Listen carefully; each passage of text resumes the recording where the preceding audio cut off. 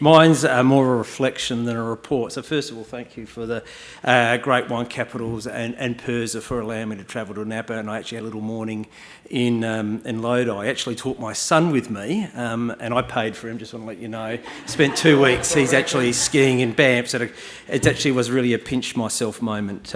My trip, I went to the States to look at how that region was managing climate change and also looking at how their sustainability programs are working.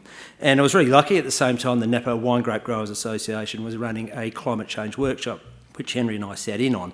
The professor who was presenting was Andrew Isaac, who was from UCA Berkeley, and he was I guess one of the leaders in climate change. He set a very grim picture of where we sit in the world as farmers in regards to climate change. And he did state very clearly science doesn't lie. So I must admit, walked out a little bit depressed.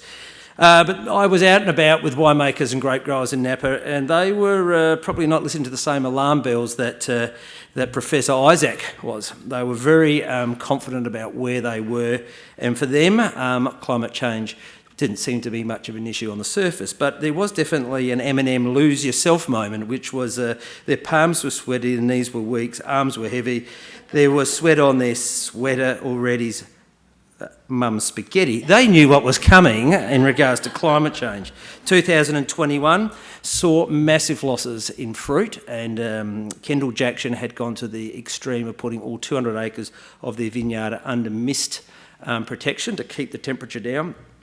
Obviously drought was front of mind for many of the grape growers up there, and wildfire, bushfires were definitely a problem for them, not now but into the future. Despite this, Cabernet was still king, and it was hard to imagine why would a grower or winemaker go from Cabernet to Narra d'Avola when they were still fetching anywhere from $10,000 to $30,000 a tonne, and actually somebody told me up to $60,000 a tonne, so let's understand why would you change. But the smart wine growers and winemakers were thinking about the issues of new varieties sneaking into their valley.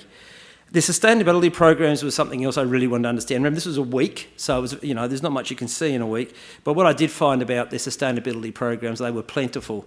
There was a sustainability program on a state basis, on a regional basis, and then also on problem basis. And so how that industry was going to, I'm going to keep going, so don't worry about tapping. What they were going to do, how they were going to market that to their consumers, I felt was going to be a great challenge.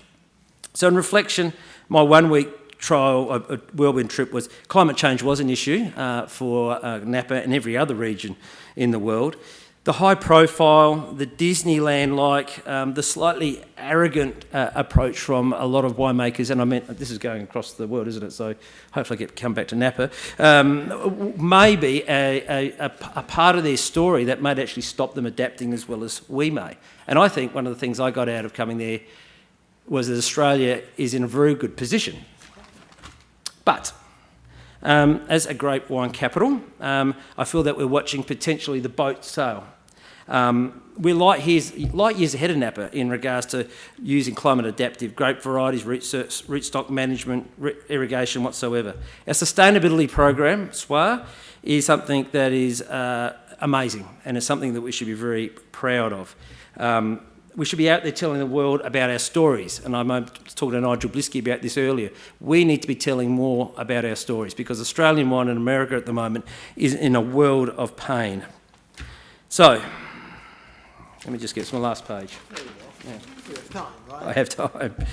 So my point of view, going forward, what I've learned out of this and my reflection is we need to start behaving as one. Our national wine bodies need to understand who they serve, but we also need to understand that as one, those bodies have a great power to put us in a great position.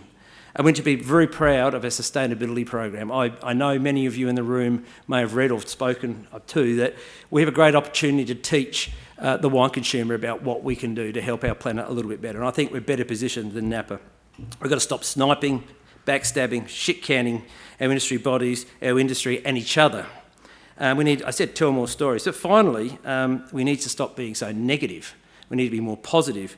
One thing I came out of Napa, no matter how bad the Napa wine region could be, it's not, I just can't imagine them giving themselves a hard time in the media. We have a little saying at Ricatera, you can't sell a wine with a whinge. So thank you.